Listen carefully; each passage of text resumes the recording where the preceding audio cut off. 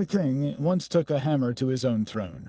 This is not a legend, but a historical event that defies all logic.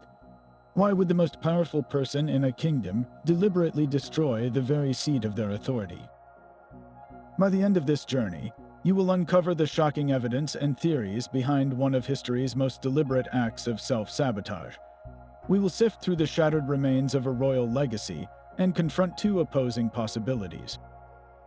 Was this an act of a mind shattered by divine pressure, or a calculated stroke of political genius? The answer lies buried within broken stones and erased records.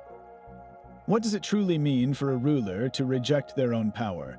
The first hard proof was unearthed in a forgotten storage chamber beneath an ancient temple complex.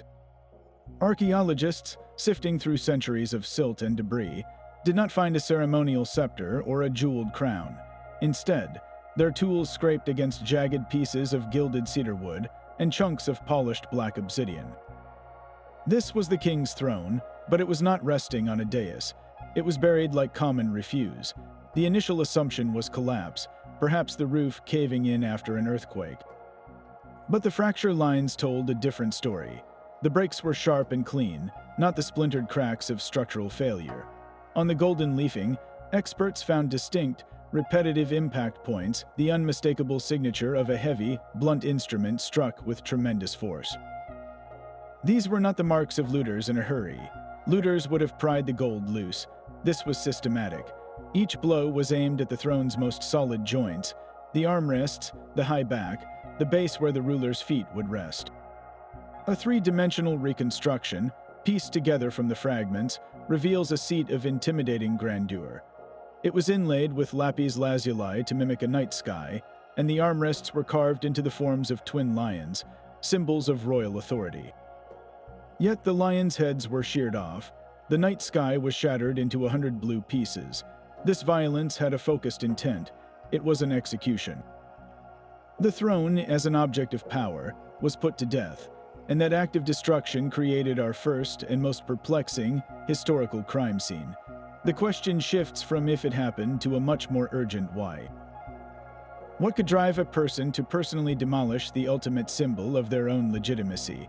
The shattered throne points to a single, powerful individual, but history is a crowded room.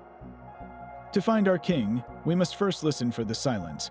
Official chronicles from the era are meticulously detailed, recording everything from military victories and temple donations to the arrival of foreign ambassadors. Yet, in all these scrolls and stone carvings, there is not a single mention of the throne being destroyed. This omission is our first major clue. It tells us this was not a public ceremony or a sanctioned act of state. It was something done in shadow, an event so contradictory to the royal image that it had to be scrubbed from the record entirely. This act of historical erasure narrows our search dramatically. We are not looking for a ruler who celebrated this destruction. We are looking for one who hid it. The physical evidence, the style of the gold leaf, the use of obsidian and cedar, the lion motif anchors us in a specific time and place. The late Bronze Age in the ancient Near East, a world of powerful city-states and empires stretching from Egypt to Mesopotamia. This was not the act of a Roman emperor, whose power was tied to the Senate and the legions, or a medieval European king, whose authority was bound by feudal oaths.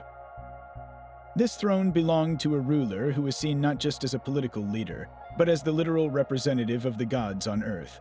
His throne was a sacred object, a direct channel of divine will. To damage it was, in the eyes of his people, to risk fracturing the cosmic order itself. Given this, our suspect pool tightens to a handful of powerful monarchs from this region and era.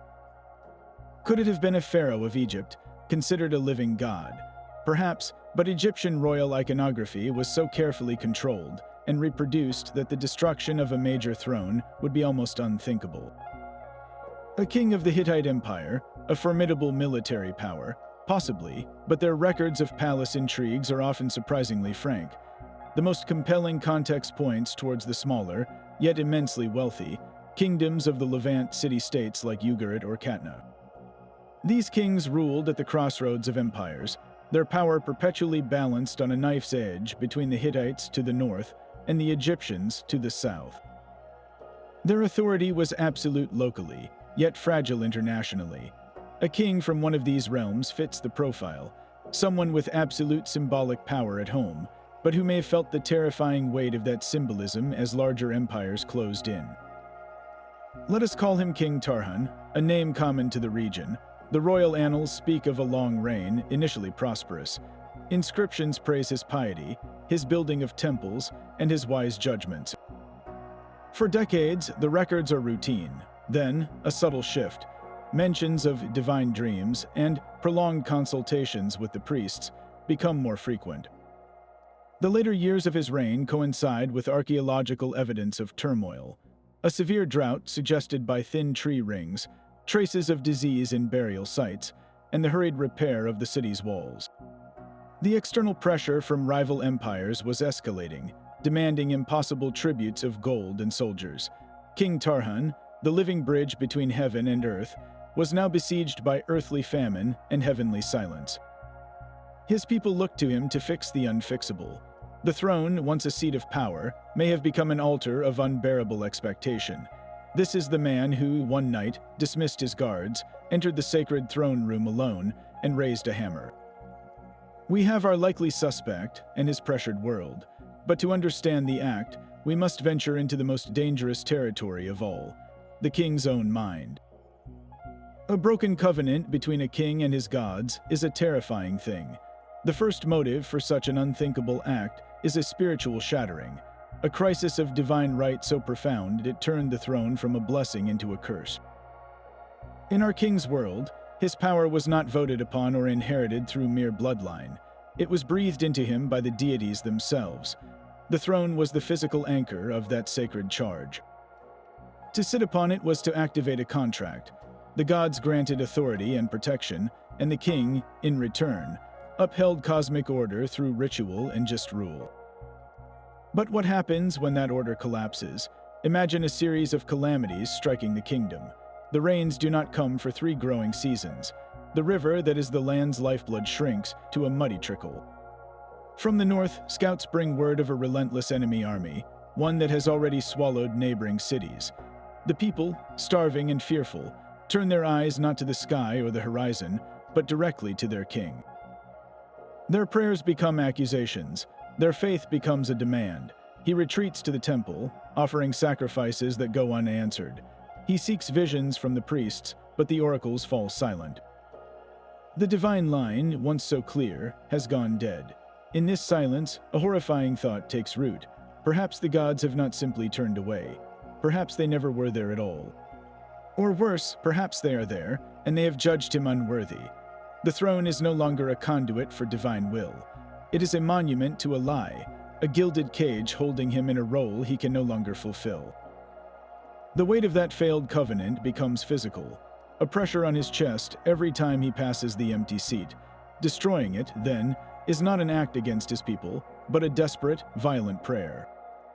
It is a scream into the void. It is the ritual severing of a poisoned connection. If the gods will not speak, he will force a response by destroying the instrument through which they were supposed to. History offers echoes of such profound ideological rupture. Consider the Roman Emperor Augustus, who spent a lifetime meticulously cultivating an image of divine favor, only to be haunted by terrible omens and portents that suggested the gods' displeasure. Or the pharaoh Akhenaten, who so violently rejected the entire pantheon of Egyptian gods in favor of a single deity that he dismantled the priesthood's power and moved his capital, effectively trying to build a new cosmic order from scratch. These were rulers who felt the tectonic plates of belief shifting beneath them.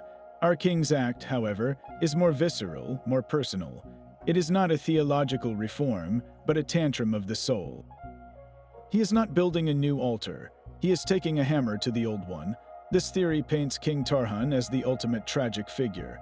He is not a madman in a vacuum, but a man broken by the very foundation of his identity. The throne was the source of his power, but also the source of his isolation. In shattering it, he might have been trying to shatter the unbearable loneliness of being half God in a world falling apart. He sought to free himself from a destiny that had become a prison, but could there be another explanation, one less about despair and more about cold, ruthless calculation? But a shattered mind is not the only force that can swing a hammer. The second theory is colder, sharper, and far more calculated. What if King Tarhan was not a man broken by divinity, but a revolutionary playing the ultimate political game? In this light, the hammer becomes not a tool of despair, but a weapon of strategy. The act of destroying the throne was a meticulously staged performance, a symbolic declaration of war against the very system that created him. To understand this, we must look at the political chessboard closing in around him. The late Bronze Age palace was not a place of solitary rule. A king's power was constantly negotiated with other powerful factions. There were the high priests, who controlled the temples and the all-important connection to the gods. There were the noble families, who commanded private armies and vast estates, always jockeying for influence. And there was the growing unrest of the common people, burdened by taxes and hunger, whose loyalty was fraying. From the outside, the empires of the Hittites and Egyptians were like tectonic plates, grinding together and threatening to crush smaller kingdoms like his in the middle. Now, imagine a king trapped in this vise. The priests demand more resources for rituals that no longer seem to work. The nobles whisper in the corridors, questioning his ability to protect their wealth. The people's murmurs are turning into shouts. His traditional authority, rooted in that sacred throne, is failing him, so he makes a breathtaking gamble. He decides to break the game itself. By personally destroying the throne, he sends a radical, unambiguous message to every faction. To the priests, he says, the old covenants are void. Do not look for divine answers here anymore. To the scheming nobles, he declares, the source of my power is no longer an object you can covet or control. My authority now comes from this very act of will. And to the suffering people, he performs a shocking act of solidarity. See, I too can destroy the symbols of our oppression. The old order is dead. This is not madness. It is political theater of the highest and most dangerous order. It is the equivalent of a modern leader burning their own constitution on live television to announce a new republic. History provides parallels of rulers using symbolic destruction to consolidate power in a crisis. When the Roman general Sulla marched on Rome itself, an act of ultimate treason, he was not rejecting power. He was redefining where it came from, shifting it from the Senate's law to his army's loyalty. Closer to our king's world, there are hints in Hittite texts of kings purging old, rival noble lineages and centralizing authority directly in the palace bureaucracy, often after periods of famine or military defeat. But there is another, even darker, political possibility. What if the enemy was already at the gates? What if the approaching army was not a threat, but an inevitability? In this scenario, King Tarhan's act is one of defiant sabotage. He knows his city will fall. He knows a foreign conqueror will soon march into this throne room, eager to sit upon that seat and claim divine right to his kingdom. So he denies them that victory. He reduces the ultimate prize to splinters and rubble. It is a statement carved in destruction. You may take my land, you may take my life, but you will never sit upon my authority. I erase my own symbol before you can claim it. This transforms the act from one of revolution to one of tragic, scorched earth patriotism. The throne is not just a piece of furniture. It is the soul of the kingdom, and he would rather see its soul destroyed than captured.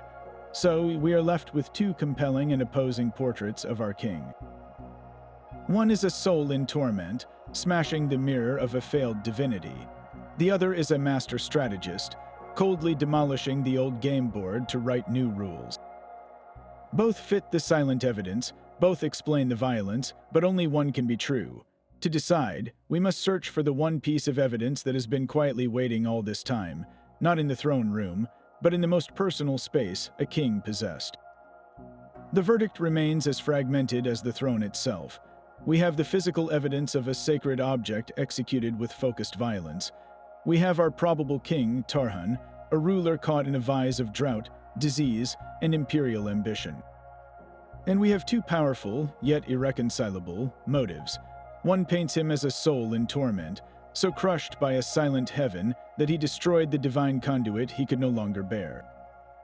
The other reveals a cold revolutionary, using the hammer not to express despair, but to shatter the old rules of power and announce a terrifying new order. The most telling clue, however, is the silence that followed. The official chronicles mention nothing. This was not a public spectacle to be remembered, but a secret to be buried. Someone, whether a broken king or his successors, wanted this act to vanish from history.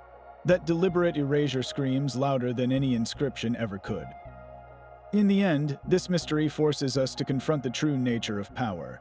A throne is just carved wood, gilded leaf, and polished stone. It holds no inherent authority. Its power exists solely in the minds of those who believe in what it represents. It is a collective dream of order, divinity, and legitimacy. By raising that hammer, King Tarhan did something far more radical than destroying furniture. He attacked the dream itself. He forced a moment of terrifying clarity, where the symbol of absolute power was revealed to be just an object, vulnerable to a single person's will.